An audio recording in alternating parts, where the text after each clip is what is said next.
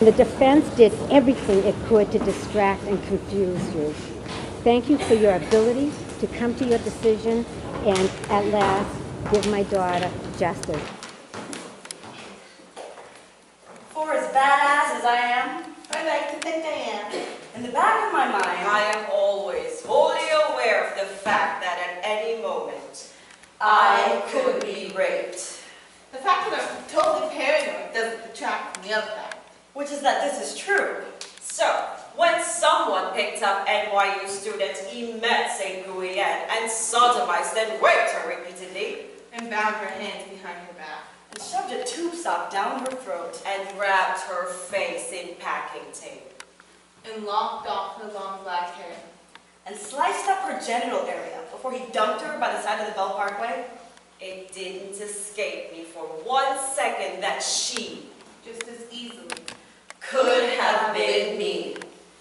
To begin with, the bar she was last seen alive in is right around the corner from my house, and that's just to begin with. For the first 2 weeks, I locked myself in my apartment. I was afraid to even take a shower. And this isn't some boogeyman fantasy. I have read every FBI criminal profile book and every Anne Rule book that has ever been written. Ignorant people who adore me tried to tell me I was overreacting, but it was useless. I know what the fuck I'm talking about! I said from the get-go that the person who did this to Imette was a serial killer, and everyone was like, Periel, really get a grip. So I did. I went to the John Torito gun shop, also down the street from my house, and bought mace and a screecher, which looks like an itty-bitty fire extinguisher that makes a really loud noise, and a big-ass hunting knife with which needed to be. I could slice off someone's testicles. I tried to buy a stun gun as well, but the Chinese person behind the counter said, "Holy smoly!" I wasn't happy about that because I thought the gun, in addition to being able to immobilize someone, would make a fairly sexy accessory. Maybe. And for the first few days, I walked around with my hands in my pockets, the screecher in one hand, the mace in the other. I was petrified. I was also ready to seriously fuck someone up. When I profiled the killer over dinner, I explained that someone who commits a crime like this has raped before. Because it was a fairly organized crime. It was clear by the way he killed her that he enjoyed it. And he wasn't someone who could just be rehabilitated because of the fact that it was so violent. He'd likely been fantasizing about this for years.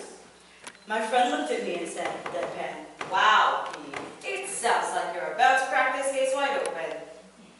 I was like, make fun of me all you want, but you'll see, when they catch this guy, he'll have raped and murdered before. And if they don't catch him, he'll definitely do it again. This guy gets off on this! Don't you get it? He likes this! It's a game to him!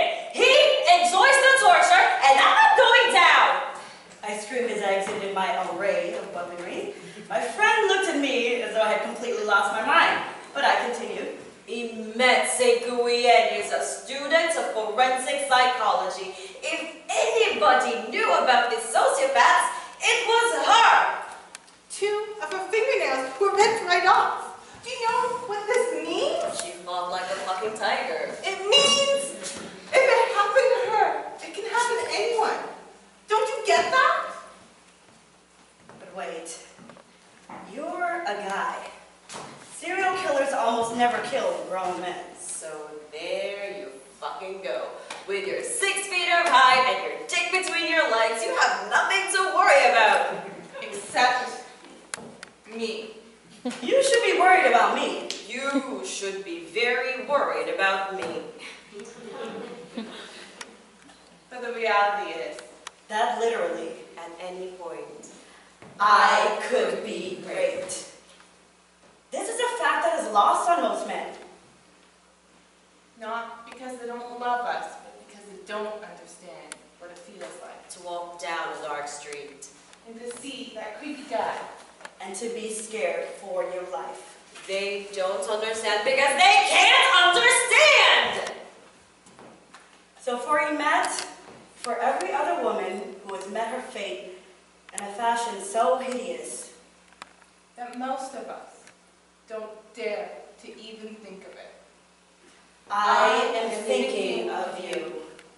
And although I'm bathing again, I am still carrying that knife on my back.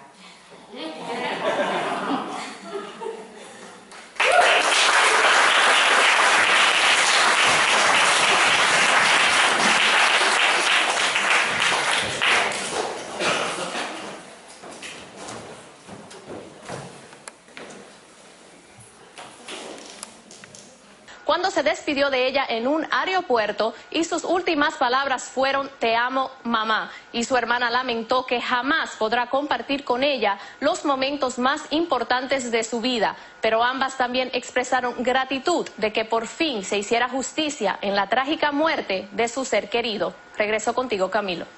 María Santana en Nueva York, adiós y muchas gracias.